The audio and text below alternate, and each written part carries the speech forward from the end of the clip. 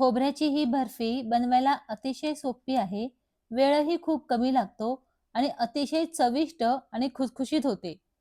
हे बघा, खूप सुंदर होते. ही बर्फी मी केवळ फक्त 4 गोष्टी वापरून बनवलेली आहे आणि खूप छान होते. कशी बनवायची ती तुम्हाला दाखवते. इथे मी 3 नारळांची बर्फी बनवणार आहे. तर 3 नारळ घेऊन ते फोडून घ्यायचे, त्यातलं पाणी काढून घ्यायचं. पण पाणी काढून झालं ना नारळातलं, की मग ही वाटी जी आहे ना, ती खाऊन घ्यायची आपल्याला. किसून वगैरे घ्यायची नाहीये आणि ह्याच्यातलं खोबरं जे आहे, ते बाहेर पण काढायचं नाहीये. आपल्याला ही कंपल्सरी खाऊनच घ्यायची. म्हणजे काय होतं, वरचं जे खोबरं आहे ना, ते फक्त आपल्याला घ्यायचंय. खालती जे काळं-काळं खोबरं राहतं ना, ते नाही घ्यायचं. हे बघा, हे बाकीचं तसंच ठेवून द्यायचं. फक्त वरचं खोबरं घ्यायचं, म्हणजे आपली बर्फी जी आहे, ती पांढरी शुभ्र होते. आता हे खोबरं जे आहे, ते फेकून नाही द्यायचं. मी हे वेगळं खाऊन घेतलं. जे आपल्याला भाजीमध्ये वगैरे वापरता येतं, वाटणामध्ये वगैरे. हे वापरता येतं. फ्रीझरमध्ये ठेवलं तर खूप दिवस टिकतं. त्यामुळे ते वाया नाही घालवायचंय. पण हा काळा भाग शक्यतो बर्फीमध्ये घ्यायचा नाहीये. हे बघा, आता हे सगळं पांढरं खोबरं जे मी घेतलेलं आहे, साधारण हे पाऊण पातेलं आहे, पातेल्याच्या हिशोबाने घेतलं तर. आता हे सगळं खोबरं आपल्याला एका कढईमध्ये काढून घ्यायचं, ज्याच्यामध्ये आपल्याला बर्फी बनवायची आहे, त्याच्यामध्ये हे काढून घ्यायचं. आता खोबरं काढून घेतल्यानंतर आपल्याला साखर घ्यायची आहे. खोबऱ्याच्या थोडीशी कमी साखर वापरायची. म्हणजे आपल्याला साखर इथे बऱ्यापैकी जास्त लागते. आता बर्फी म्हटलं की साखर ही लागणारच.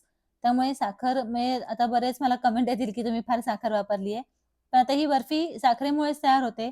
तर इथे खोबऱ्यापेक्षा थोडी कमी म्हणजे आता पाऊण पातेलं हे खोबरं होतं. तुम्ही अर्ध पातेलं साखर घेतलेली आहे. ही साखर ह्याच्यामध्ये घालून घ्यायची खोबऱ्याच्या वरती लगेचच घालून घ्यायची. सगळ्या गोष्टी आपल्याला आत्ताच घालून घ्यायच्या आहेत कढईमध्ये. नंतर वेगळं काही घालत बसायचं नाही याच्यामध्ये. आता ही साखर जी आहे ती व्यवस्थित सगळी आपण खोबऱ्यावरती घालून घेतली ना, की मग ह्याच्यामध्ये काय करायचं आपल्याला दूध घालायचंय. दूध आणि मलाई एकदम कमी लागणार आहे, फार जास्त लागणार नाहीये. इथे 1 वाटीभरच फक्त दूध लागणार आहे. दूध घातल्यानंतर ह्याच्यामध्ये मी अर्धाही वाटी मलाई घालणार आहे. ह्याच्यामध्ये कुठल्याही प्रकारचा खवा किंवा मिल्क पावडर वगैरे काहीही लागत नाही. एवढ्या गोष्टींमध्येच ही बर्फी खूप छान तयार होते. हे आता सगळं जे मिश्रण आपण एकत्र केलेलं आहे ना, ते असंच गॅसवर ठेवायचं आणि शिजू द्यायचं. आता शिजवताना हे आपल्याला कॉन्स्टंट हलवून घ्यायचंय. म्हणजे ह्याला बिलकुलही आपल्याला सोडायचं नाही, नाहीतर खालती लागेल आणि परत काळपट होईल बर्फी. त्यामुळे कॉन्स्टंट शिजवायचंय. साधारण मीडियम फ्लेमवरती आहे ना, 10 ते 15 मिनिटामध्ये हे शिजून तयार होतं. फार वेळ लागत नाही. सगळं एकजीव करायचं. हळू या साखरेचं पाणी सुटायला लागतं. हे बघा, या साखरेचं असं छान पाणी सुटायला लागलंय. आता हे पाणी सुटल्यानंतर आहे ना, थोडंसं शिजेपर्यंत पटकन ज्या ताटामध्ये आपल्याला बर्फी थापून घ्यायची आहे, त्या ताटाला तूप लावून घ्यायचं, साजूक तूप.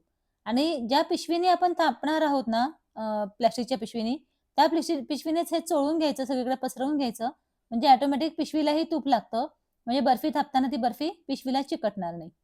आता एकीकडे हे खोबरं बघा, आता आटत चाललेलं आहे पाणी ह्याच्यातलं. म्हणजे जे साखर आहे, साखरेचं पाणी, ते आटत चाललेलं आहे आणि एक गोळा तयार होत आहे. हे बघा, असं कॉन्स्टंट आपण हलवत राहिलो, तर अशा पद्धतीने हा गोळा तयार होतो. बर्फी खूप अप्रतिम लागते. ही खूप छान लागते. आता शेवटी ह्याच्यावरती वेलदोड्याची पूड घालून घ्यायची. आता वेलदोड्याची पूड ऑप्शनल आहे. पण जर का घातली तर याचा खूप सुंदर असा सुवास येतो. त्यामुळे शक्यतो घाला तुम्ही. आता ह्याच्यामध्ये मी कुठलेही ड्रायफ्रूट घातलेले नाहीये. तुम्हाला जर का म्हणजे आवडत असतील ड्रायफ्रूट घातलेले, तर तुम्ही ह्याच्यामध्ये ड्रायफ्रूटही घालू शकता.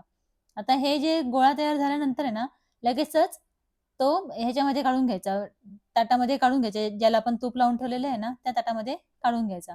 आता 2 ताटं ही तयार झालेली आहेत.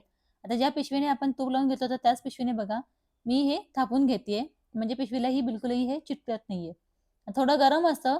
तुम्हाला जर हात भाजत असेल तर तुम्ही वाटीने वगैरेही असं दाबून घेऊ शकता. सगळ्या बाजूने सारखी अशी ही बर्फी थापून घ्यायची. पटकन तयार होते, लगेच थापली पण जाते. फार काही अशी ताकद किंवा वेळ लागत नाही थापायला पण. सहज ही सगळ्या बाजूने व्यवस्थित पसरली जाते. हे बघा, मी करते ना अगदी अशा पद्धतीने. इथे ही बर्फी आपली तयार झालेली आहे.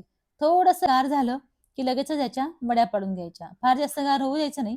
थोडंच गार करून घ्यायचं आणि याच्या वड्या पाडून घ्यायच्या. तुम्हाला रेसिपी कशी वाटली मला कमेंट करून नक्की सांगा. तुमची एक कमेंट आली ना, की मला खूप छान वाटतं. आणि तुम्हाला जर माझ्या रेसिपीज आवडत असतील, तर चॅनलला लाईक, शेअर आणि फॉलो करायला विसरू नका.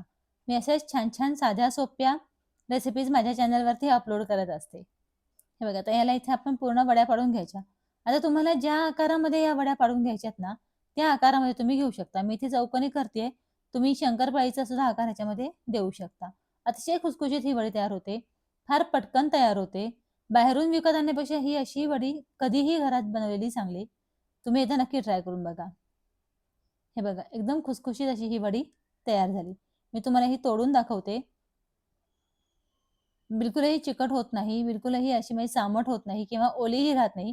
एकदम कोरडी अशी एकदम मार्केटसारखी ही बर्फी तयार होते. बाहेरून प्रिझर्व्हेटिव्ह बर्फी विकत आणण्यापेक्षा नक्कीच घरी ही अशी बर्फी तुम्ही करून बघा. आणि तुमची रेसिपी कशी झाली मला कमेंटमध्ये नक्की सांगा. भेटू पुढच्या रेसिपीमध्ये. तोपर्यंत बाय.